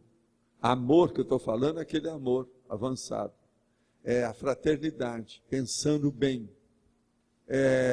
Tendo vontade de que aconteça o melhor para todas as pessoas dentro da fraternidade. Enfim, muita compreensão. É assim que a gente faz. Não fique pensando mal de assediador, seja de quem for, seu ou dos outros, à vista ou distante. Pense que eles são doentes iguais aos outros. Por exemplo, você chega em casa e na porta da sua casa está um cachorro lá ganindo porque machucou a pata. Você não vai xingar o cachorro. Você vai procurar tratar do cachorro. Pense bem. Eu sei que a metáfora é um pouco pesada, mas pense bem que você tem uma consciência que machucou alguma coisa na consciência dela. É o cachorrinho que precisa de assistência. Então, pensa bem. Eu já vi uma série de pessoas que tratam muito bem os animais domésticos. O vizinho faz a cara e começa a xingar a pessoa. Jamais a pessoa xinga o animal doméstico. Essa pessoa, entende? Quer dizer, é um senhor problema isso aí. A pessoa tem que ser boa para todos. Então tem gente que hoje vive melhor com os bichos do que com o bicho homem. Porque o bicho-homem pensa por si. O bicho, às vezes, é submisso. Ele recebe uma canga. Ele é genuflexo na situação. Então, a gente tem que estudar isso também, como é que a pessoa age. Como eu, alguém que está iniciando os trabalhos com energia, posso medir o meu desenvolvimento energético com assertividade? Olha, o melhor que tem a fazer é participar dos nossos cursos, de tudo quanto é jeito que a Conscienciologia hoje promove, sobre dinâmicas parapsíquicas e energéticas. Isso dá mais força para você entender mais depressa o que se passa. Que o ideal é participar mesmo. Os cursos são feitos justamente para isso, para esclarecer isso aí. Poderia explicar melhor a convivialidade fraterna? Convivialidade fraterna é quando você só pensa bem de todo mundo. Não precisa de ser aquela pessoa que quer beijar popô de criança no cosmos, não. Mas ela, por exemplo, ela não pensa mal de ninguém. Se ela vê o mal dos outros, é para examinar, para ela aprender a evitar aquele mal. Nós queremos combater alguma coisa que está errada, nós temos que aprender mais aquele erro do que a pessoa que comete aquele erro. Então, a gente pode pensar sobre o mal, ponderar, estudar, investigar, pesquisar, mas nós não vamos pensar mal nem irradiar a energia, exteriorizar a energia negativa devido àquele mal. De modo que abençoe todo mundo. Agora, dentro da sua pesquisa, você pode usar até irreverência. Chegar num ponto de ser até irreverente para mostrar a realidade, fazer uma metáfora, às vezes, de impacto-terapia, para fazer a pessoa acordar por si mesma. Agora, isso tudo é possível. Depende do modo da pessoa. Agora, você pode perguntar para mim, como é que eu sei que eu estarei certo nisso aí? Você vai estar sempre certo quando você não tem mais ressaca de energia de nada. Tudo que você está fazendo, você não tem ressaca, não há um reverter negativo, então está tudo bem. A retilinearidade da pensanidade com cosmoética é uma técnica de desassedialidade? Não há dúvida. Então, quando eu percebo minha assedialidade, isso já é uma lucidez quanto à minha pensanidade? É lógico. Já é uma retilinearidade da minha vontade, mudar a minha pensanidade? Isso está correto? Perfeito. É por aí. Você entrou nos eixos. Vamos fazer força daí para mais. O caminho é esse mesmo. Faz favor, William. Professor, na página 28, na caracterologia, uma questão técnica do verbete. O professor tem lá, sob a ótica da holomaturologia, por exemplo, na ordem alfabética, 10 manifestações conscienciais embasadoras das reações evolutivas. E lista as 10 reações positivas. Não seria bom explicitar aqui 10 manifestações conscienciais positivas ou maduras? Não, eu acho que não precisa. Deixa aí. Não, não presta atenção, eu vou ler para vocês. Sim. Sob a ótica da holomaturologia, eis, por exemplo, na ordem alfabética, 10 manifestações conscienciais embasadoras das reações evolutivas. Se é evolutiva, não precisa falar que é positivo, o que é isso? O evolutivas ali que qualifica, então. É lógico, é óbvio. Eu faço isso em muitos verbetes.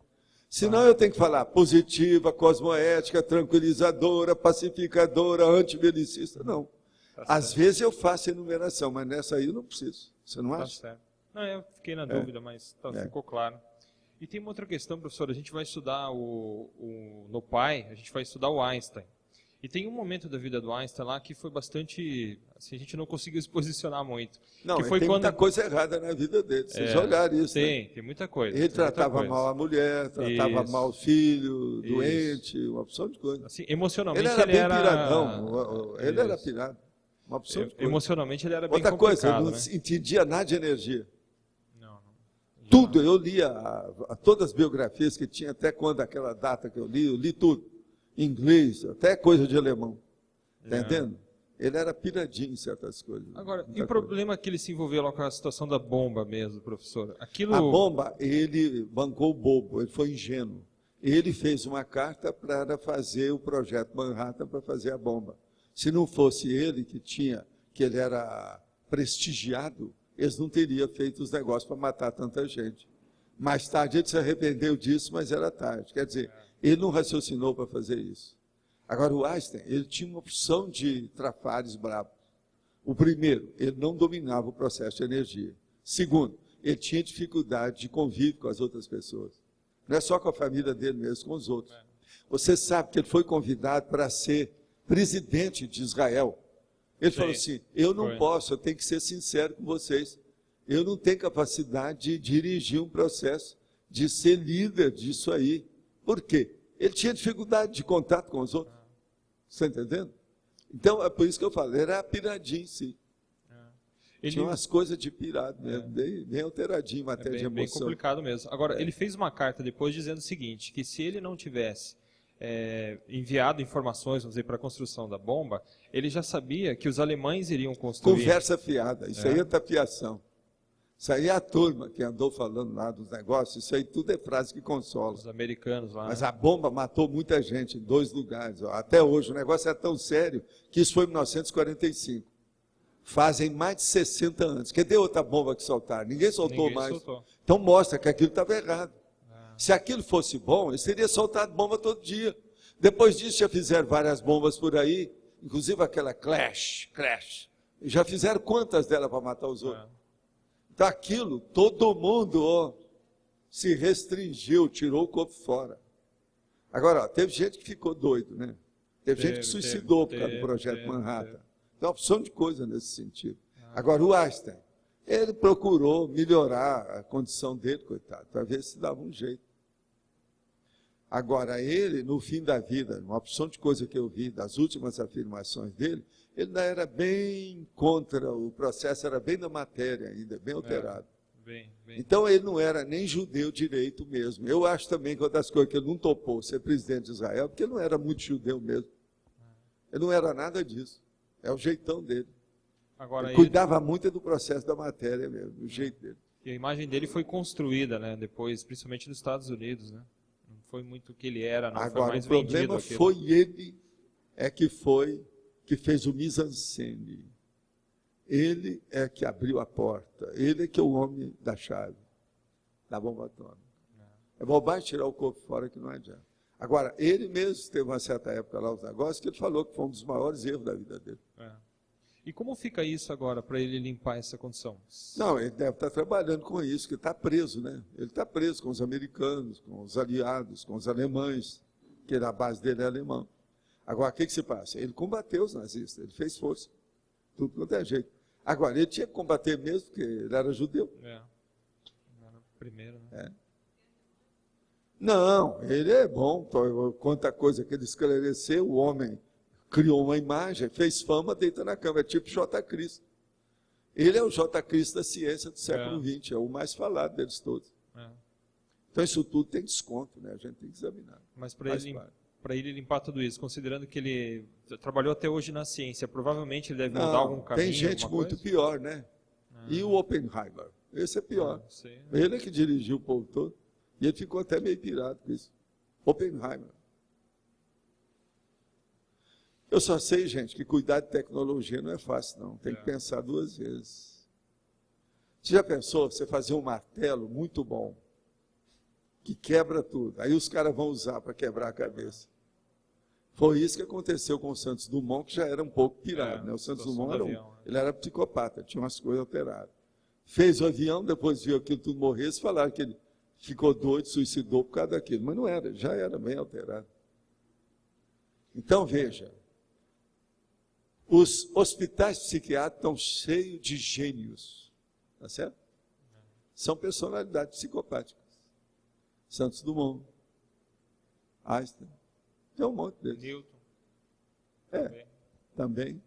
E tem outros mais, né? E o Nietzsche? Aquele do bigodão. Está vendo?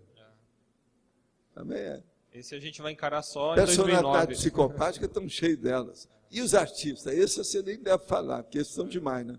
Aonde tem mais é no meio dos artistas. Olha o tanto de pintor doido. Tá certo? Teve um que cortou até a orelha. Mas olha, é gente boa. Fez força. Tá bom. Obrigado. Vamos trabalhar.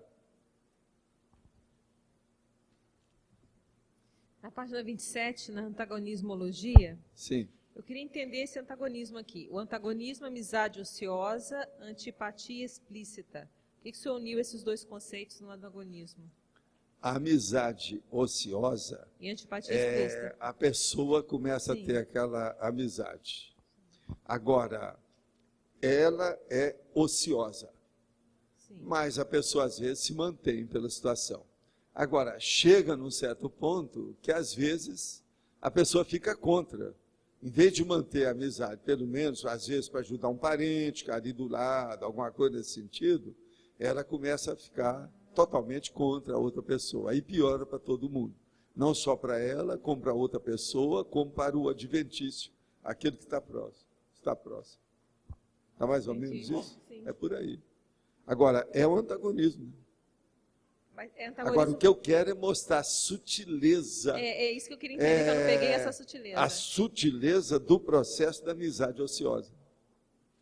Que eu vi falando, que as amizades ociosas, a gente tem que pensar muito para não ficar com elas, dar um jeito, arranjar alguma que seja útil. Mas também evitar que que ela isso é chegue bom nessa para a pessoa outra e para aqui, né? outra. Mas, por exemplo, existe certa circunstância Que é que dos obrigatória. males é o menor. Você não pode fugir dessa. Ainda é melhor uma amizade ociosa do que uma Por antipatia exemplo, explícita, por exemplo. vamos supor, Isso que eu a tô tentando pessoa, aqui, a pessoa é o pai de um filho. Tá. O filho trabalha para o patrão tal. Esse patrão tal, junto com o pai do filho, não se dão bem há muito tempo. Mas o filho está trabalhando com o adversário dele. Agora, o filho, então, pede para o pai comparecer a uma festa da empresa, que todo mundo vai aparecer. Ele tem que ir. É uma amizade ociosa, ele vai fazer o social danado da vida, vai tomar até água com açúcar antes de ir para a festa. Agora, vamos supor que amanhã ele encontra com ele num bar e os dois homens começam a brigar. Pronto, rompeu. Aí fica o filho entre o pai e o patrão. Como é que fica? Aí o filho chega e fala assim, não, o patrão me dá muita força, tem muita confiança em mim, até eu recebi aumento, eu gosto muito dele. E chega e fala para o pai, olha só, aí aquela amizade ociosa, que devia ter sido mantida, piorou tudo, porque dos males é o menor, porque agora o pai já vai começar a brigar com o filho, devido ao adversário dele. Vai começar a queimar. Estou dando um exemplo. Sim. Os filmes estão cheios desses casos. Tá certo? Vida é dura. Pode falar, está na hora. Bom, pessoal, boa tarde a todos. A gente está aqui para divulgar o programa Amigos da Enciclopédia e também lembrando que aos teletertulianos que essa atividade, a tertúlia, é parte da elaboração da Enciclopédia da Conscienciologia. Nós discutimos os debates, os verbetes aqui, e esses verbetes podem ser, inclusive, propostos pelos tertulianos, os temas de pesquisa, e essa atividade, como vocês sabem, todos nós, que é bastante democrática. E essa estrutura toda da enciclopédia, ela hoje está sendo, digamos assim, está recebendo um suporte, praticamente todo o suporte vindo do Amigos da Enciclopédia. Então, você que é amigo da enciclopédia, você está ajudando a participar, está participando e ajudando na estrutura da Enciclopédia da Conscienciologia. A gente queria divulgar o programa para vocês, são R$60 por mês, tá? Durante um ano. Você pode fazer isso com cheque, com cartão, pode entrar em contato com a gente pode dar maiores detalhes. E convidar aqueles que vão agora vencer o programa, agora em novembro e dezembro, para procurar a gente, para fazer uma nova proposta e tentar renovar o programa de vocês. A Ieda quer complementar. Bom, gente, conforme o Eduardo já falou, são R$60 mensais. Quem não tiver os R$60 para contribuir mensalmente, pode nos procurar e dar o nome e dizer o valor que pode estar contribuindo, que a gente está reunindo algumas pessoas para fechar uma cota. Então, a gente já tem 2 pessoas que podem estar contribuindo com algum valor, mas ainda não fecha R$60 mensais. Se alguém aqui puder contribuir com R$20, R$30 ou menos, qualquer valor, me procure, a mim ou o Eduardo, para a gente fechar uma cota, que a gente já tem 2 pessoas aí tentando fechar uma cota. Tá bom? É isso. Obrigada.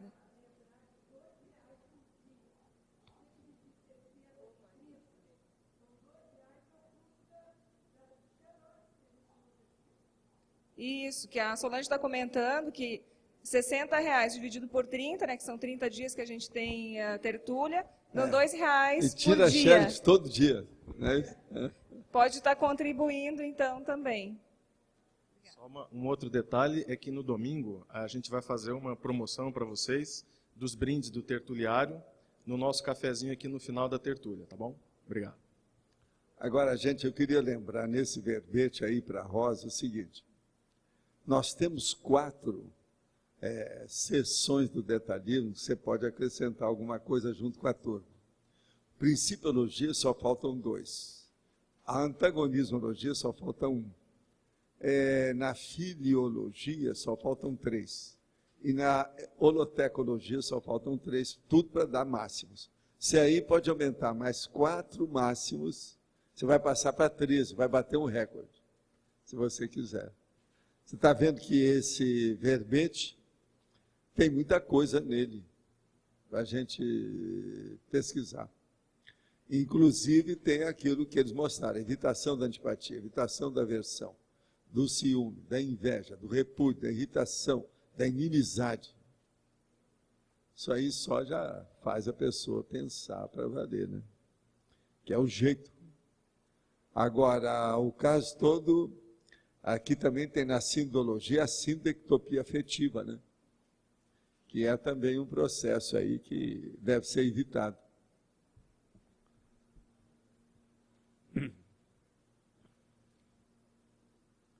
Agora, o que mais que é que ficou aí mal parado? Tem mais alguma coisa que vocês queiram falar? Por favor. Professor, como a gente pode trabalhar melhor com a política do morde e do assopra? Questão da TARES e do acolhimento. Você está falando trabalhar melhor o quê? Com a política do morde e do assopra. Quer dizer, a gente tanto fazer a TARES Olha, quanto também... a primeira coisa é o seguinte, quando você está fazendo o acolhimento, você não pode pensar nisso.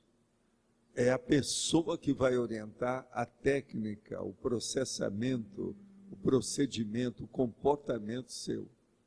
Você olha o que ela necessita e vê o que você pode fazer, o suprimento daquela carência. A maioria das pessoas que nós acolhemos, ela tem uma carência. Se a gente puder suprir essa carência, ajudar nesse sentido, já é meio caminho andado. Então, a primeira coisa que tem que verificar é localizar, identificar, diagnosticar qual é esse busilis, esse nogódio, essa carência, essa fraqueza, esse trafar. Que às vezes quase sempre é uma doença, é uma necessidade, às vezes até momentânea. Tudo a gente tem que ver.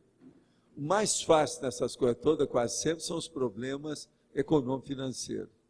Se a gente pudesse resolver os problemas de todo mundo através de dinheiro, seria o máximo, mas não é.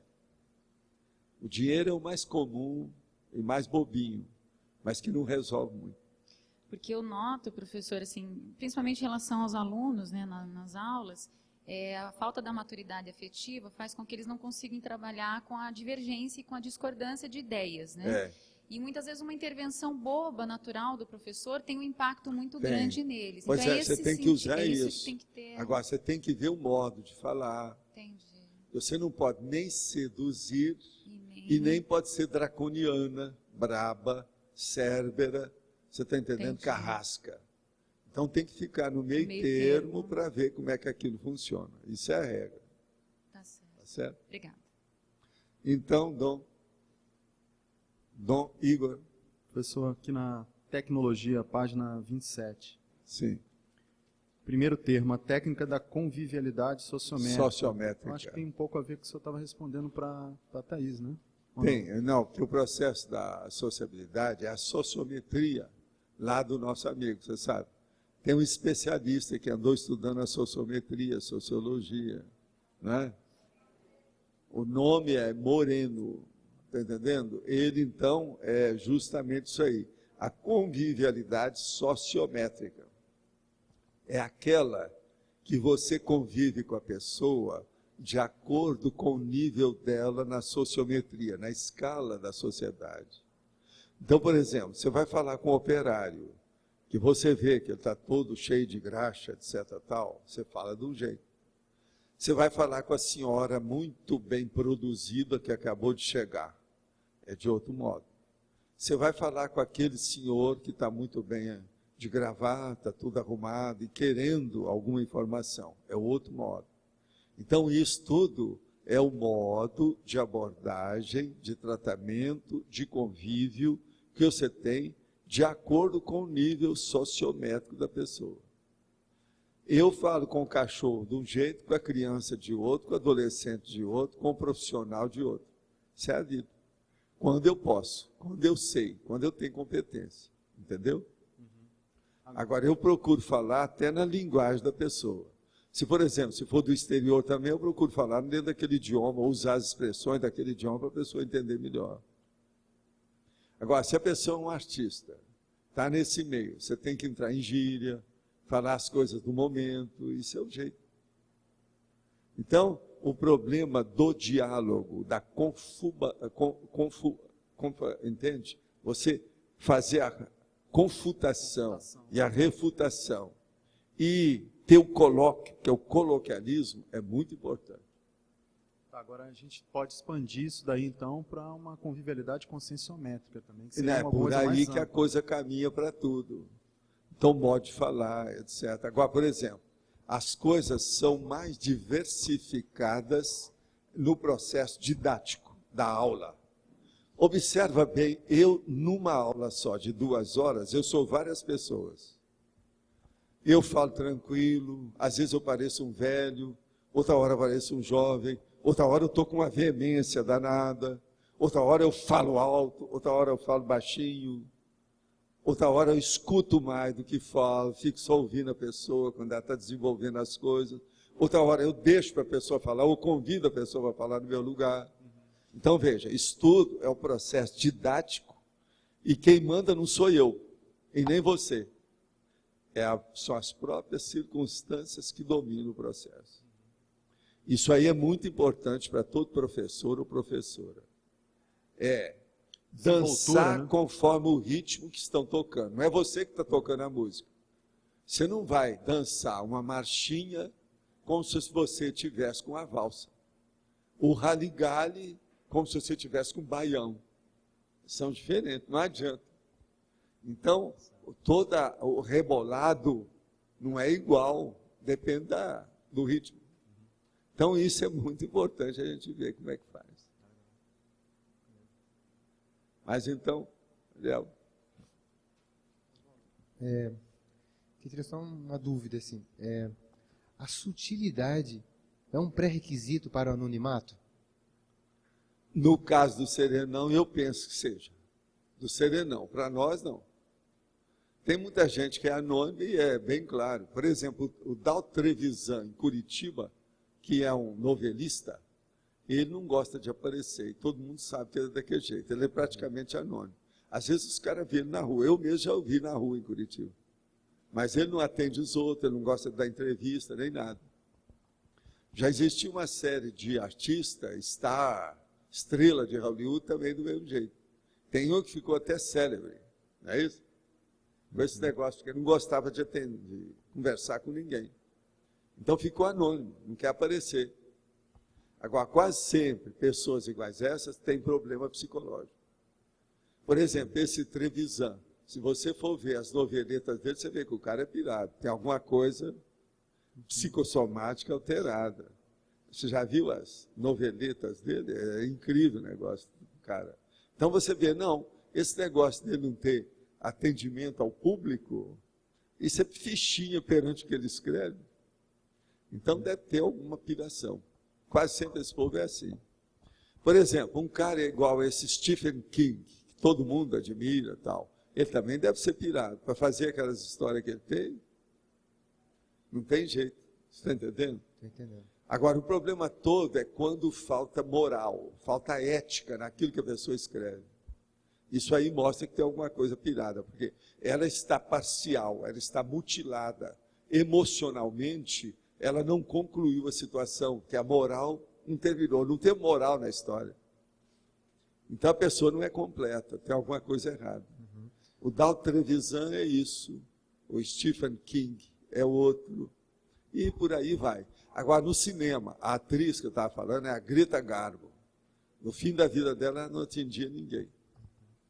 Então, ela queria ficar anônima. Queria ser apenas um rosto na multidão. Professor Walter, existem energias anônimas? Existe, sim. Aquelas que vêm do transmentor para te ajudar, que você não sabe que é dele.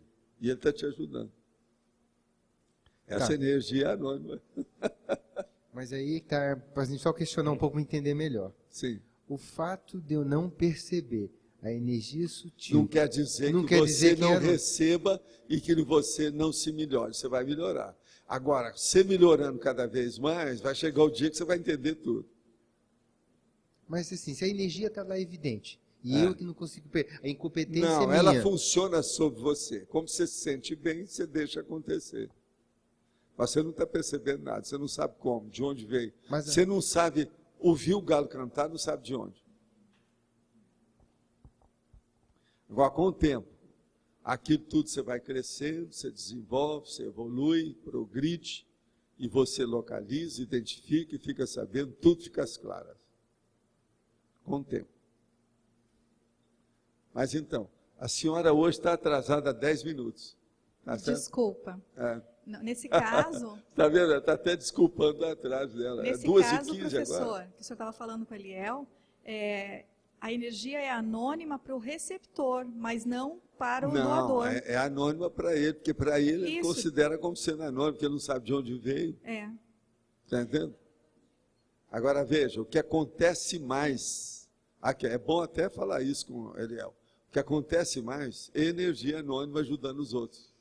Você já pensou quanta energia positiva você já não deve ter mandado para os Estados Unidos por causa dessa crise, em favor deles? É anônimo. Eles não estão sabendo que foi você que mandou. Mas a ideia da TENEPS é totalmente anônima. A maioria. Mas o que mais? Professor, vendo aqui a antonimologia, Sim. eu senti falta de inserir, assim como o item 2 tem manter a inimizade, manter a amizade. Ou algum item que se coloque a amizade. Põe aí para nós aí a reclamação, a reivindicação dela procede. A gente falando na linguagem dela, já que eu gosto de falar na linguagem, né? O seu requisito vai ser assistido. Chama o Meirinho para fazer o edital. Tá certo? Manter a amizade. Ou algo do gênero que fosse amizade sadia. Você viu que eu usei a palavra meirinho. Os americanos gostam muito de meirinho. Eu gosto mais de vogal. Tá certo? Professor, a 6ª linha da fatologia, o ato de jamais fechar as portas. Sim. Isso eu quero entender isso. Fechar as portas, eu não estou falando, não é para a defesa da casa, não, que a gente tem que fechar as portas. Sim. Eu estou falando fechar a porta na cara dos outros. Para assistência. A gente tem que atender os outros. Não pode estar com a porta sempre fechada. Você está entendendo? Eu queria ver a relação desse item com a parafatologia, os deveres decorrentes da autovivência da TENEPS. Pois é isso aí. É isso aí. Um explicita o outro. Perfeito. Poderia falar mais desses deveres decorrentes da autovivência da TENEPS? Isso é que nós estávamos falando aí antes, aí, por exemplo. É você pensar bem dos outros, na hora que termina o dia. É você pensar bem para todo mundo, da mega fraternidade. Que aconteça o melhor para todos. São os deveres. Outra coisa, você não brigar mais com ninguém. Não subir pelas paredes, não dar tapa nos outros. Não julgar objeto contra a pessoa. Nem um peteleco no gato. Não, nada disso. Não pode pôr a lata amarrada no rabo do gato. Não. Entende? Nada disso. Isso aí está errado. Não pode matar mais esquilo afogado. Não. Está entendendo? Não tanto. Nada disso. Tá certo. Tá certo? Faz favor. Oi. Queria relacionar duas coisas. Sim. Tá? Uma, o tema da tertúlia de 2 ou 3 dias atrás, que você falou de atrator, certo? E o segundo tema que eu queria relacionar, o que você falou a respeito das nossas 5 prioridades básicas nos próximos 5 anos. Sim. Você, no segundo ponto, falou a respeito do projeto Holoteca, da nova Holoteca. Eu gostaria que você falasse a respeito de qual é a tua visão a respeito da nova Holoteca como polo atrator dentro de Foz do Iguaçu e dentro do esquema turístico. Não, isso aí vai ajudar, mas nós só podemos entrar nisso se não prejudicar os trabalhos que nós temos em andamento. A gente tem que atender, por exemplo, todas as pessoas que nós já temos compromisso, que são os condôminos, por exemplo, da Vila Consciência e tudo mais. Agora, a gente desvestir um santo para vestir o outro santo da cidade é bobagem, porque nós estamos, de qualquer maneira, ajudando a cidade. Seja lá no centro, ou seja aqui, nós estamos ajudando do mesmo jeito. Agora, outra coisa, retirar daqui para lá vai prejudicar também o trabalho de todo mundo que está me ajudando a fazer a enciclopédia. Não é só eu, mas todo mundo. Porque muitos dos informes, comunicações, coisas que nós precisamos das informações aqui, vai ser muito mais difícil, porque você tem 8 minutos de diferença que você tem que ir para a cidade. Você está entendendo? E isso vai me prejudicar nesses próximos anos se eu fizer uma coisa dessa. Agora, o que eu acho é que nós podemos fazer o seguinte: se o governo municipal quiser dar algum terreno, se é para doação, nós aceitamos, que a gente pode trocar, vender, para ampliar o processo nosso aqui, dentro desse bairro que nós estamos chamando de Cognópolis. E esse bairro, nós queremos pedir até, vamos pedir depois para o prefeito, para a gente fazer um pórtico da entrada do bairro, de propósito, que a gente tem que estudar onde vai ser, como é que é. Agora, o que eu vejo que atualmente, o que nós precisamos mais é de firmar as ICs, para depois fazer isso. Agora, esse problema do mega complexo cultural, holoteca, ele não afeta muito as nossas coisas, porque só nós vamos fazer isso com ajuda institucional, porque o negócio é grande. Nós já sabemos tudo o que é que deve fazer, de que modo que é. E já temos terreno para isso. Se a gente não arranjar nenhum, já pode fazer nos terrenos que nós temos. Entende? Mas agora, isso não perturba nada do processo econômico financeiro das outras coisas. Isso é o que eu queria te perguntar. Pois é, não tem nada que ver, porque isso aí é aside, é lateral, é supra-institucional, você está entendendo? Que entra outras coisas no meio. Agora, é lógico, se nós conseguirmos realizar isso, executar, construir, etc., vai ser muito bom para a comunidade inteira, não é só para nós, mas para a cidade inteira, toda essa região. Porque nós podemos fazer todas essas dezenas de exposições que ela já tem pronta, deixar isso praticamente arrumado o tempo todo.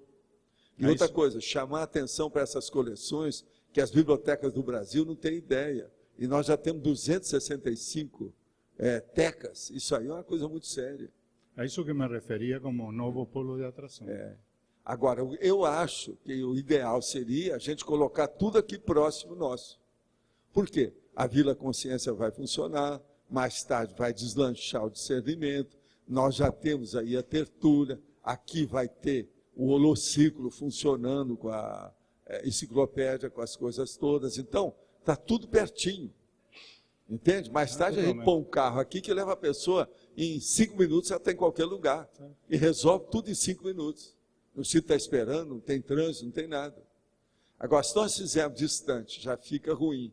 É aquele negócio dos campi, que igualzinho na Uberaba, por exemplo, que quando eu trabalhava na universidade, era só no centro da cidade. Hoje tem um campus, que é perto do aeroporto. A pessoa demora muitos minutos para ir lá. É outro bairro afastado, muito longe. Então, isso começa a descentralizar as condições, piora o problema do ensino. Para nós, se nós concentrarmos, centralizarmos tudo aqui, em matéria de universidade, em matéria de educação, de pedagogia, de ensino, é muito melhor aqui. Agora, eu estou ponderando a coisa, e vou falar depois com o nosso amigo lá, sobre esse aspecto. Agora, o que eu acho mais sério é o nosso compromisso que nós temos com os condôminos. Nós não podemos tirar isso daqui, que é muito importante ficar esse mega centro cultural aqui, que vai ajudar a Vila Consciência, que vai ter parte comercial e outras coisas mais. E nós já temos, não é só com a Vila Consciência. E todos esses condomínios que estão trabalhando aqui junto da gente. A OIC, inclusive, e as coisas todas. Então, se nós colocarmos tudo junto, o bloco é melhor. É como se fosse uma universidade, sabe? Um big universidade. Você não acha que tem lógica? Isso é o que eu imaginei como polo de atração. É isso aí. Tá certo? Mas então, quanto você já recebeu? Agora é uma boa notícia, alguns outros voluntários também disponibilizaram seus vouchers, então o Ildenilson, o Adélio Conter e a Paula Padilha. Então, junto com os meus, nós estamos num total de 20 vouchers. Gente, nós vamos ter um monte de gente aí, palma para esse povo, isso é o máximo. Muito bom. E aí, com base nisso, então podem vir até 40 pessoas aqui para a Foz, tá? Então, nós temos 20 vouchers disponíveis até o momento. E aí eu queria só... Alô, teletertuliano. A Laura falou que é o presente dos tertulianos para o Natal. Os para-tertulianos. É para o Natal, presente de Natal. Alô. É isso aí queria fazer a proposta da gente estender o prazo, então, até a próxima sexta-feira, até o dia 21 de novembro, tá bom assim? Até o dia 21. Tudo bem? Até o dia 21 dia de novembro. Dia 21 é a data fatal. É a data fatal. Sexta-feira, tá certo? Vamos nessa. E meu e-mail continua disponível, tá? cristina.aracaque@gmail.com. Tá? Obrigada. Muito bom. Gente, aqui tem outra pergunta. Professor, existe essa história de corpo fechado? Se existe, o que é? E por que acontece? Pergunto isso porque do nada eu falava que tinha o corpo fechado. Muitos anos depois, o espírita me disse que eu tinha. Corpo fechado, meu chapa, o real mesmo é a dispersidade. É a pessoa desassediada permanente total. Isso é que é o corpo fechado. Agora, existe o corpo fechado, aquela pessoa que está encapsulada. Também é um tipo de corpo fechado que o povo fala. E existe um filme sobre corpo fechado. Agora, falar em filme, eu quero dizer para você e para a Adriana que o segundo filme lá daquela série vale a pena ver, eu queria recomendar para os outros. Que é o Dead Zone, que fala sobre o tribunal. Aquela do júri do tribunal é perfeita. E está muito bem feito o filme. De modo que vale a pena. Dead Zone, que é o segundo tribunal, se a pessoa for ver. Isso é da primeira temporada, não é isso? Pois é, não, eu estou falando aquele que presta. Agora, existe um filme aí que é fora de série em matéria de ser um romance e, ao mesmo tempo, um drama. Agora, do ponto de vista de filmagem, ele praticamente, comigo, ele recebe 90%. Eu assinaria embaixo. É uma perfeição o filme, mas ele, devido a ser muito realista, não serve para ser debatido nos vídeos filmes aqui do CAEC. Mas se as pessoas querem ver o que é um filme bem feito, sério, ele é uma obra-prima, sem dúvida, e ele não é muito conhecido, não. Vale a pena ver esse filme. O nome do filme, o processo todo é o seguinte, como é que é mesmo lá a situação? Ele tem, o problema todo é o seguinte, desejo e reparação. Esse aqui é o título. Agora, criança não deve ver o filme, gente que entende inglês, se for jovem, não deve ver o filme, porque está falando nas coisas mais bravas lá, e por escrito na máquina de escrever, quer dizer, o filme é bravo nisso aí, não é coisa para apresentar no público.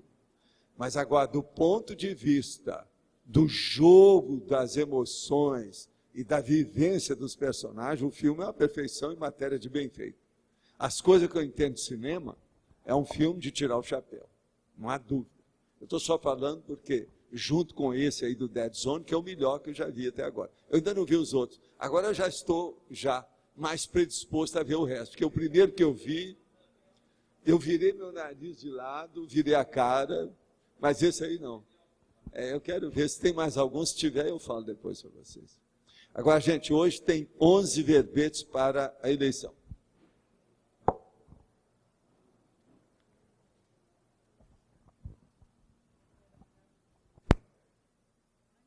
Antes da votação, Vamos para as pontuações de hoje da tertúlia.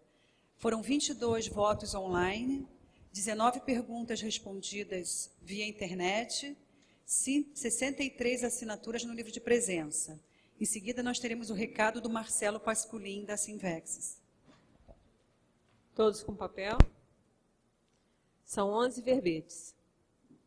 Inconcretude, linguagem erudita, megapeso, melex, agenda vazia, coabitante, coativação atributiva, coleta seletiva, consciência retardatária, consim problema, hibernante.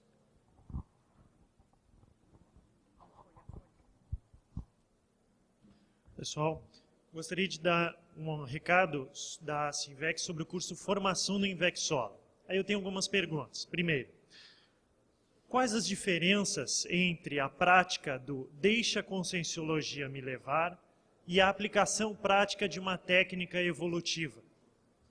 É possível a existência de um inversor aposentado?